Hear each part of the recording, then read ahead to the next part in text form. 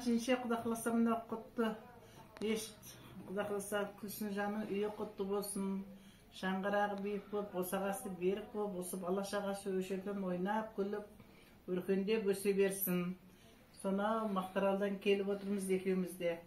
Күлсімнің Құдай қаласа жаңағы кеші деп қуанып, соған тілеуін тілейік деп, бүгін аман есен өтсін. Мына әп-әдемі ұлдары бар, қыздары бар. Біздің ата салтымызды арғарай жалғастырып, аққан су арыққан қан тамыр манағат деген Күлсім жаңның басына қонған екен. Құдай қаласа қадамы ақ болсын, басына бақ қонсын, ісі алға арғарай өрлеп кете берсін, аңсаған арманына жетсін, аман есен өтсін осы кеш. Құдай қаласа.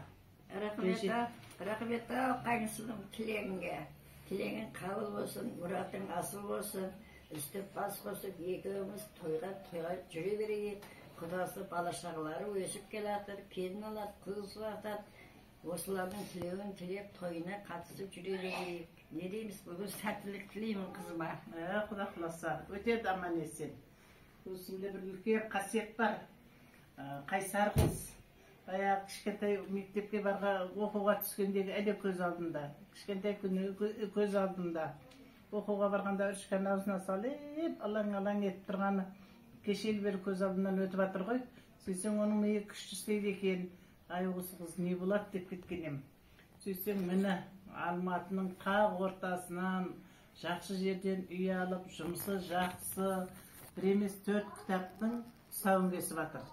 Әрбір бала, әрбір қыз осындай бола берсін, жеше. Рахмет, қайынсымын. Әумин. Айтқанымыз келсін.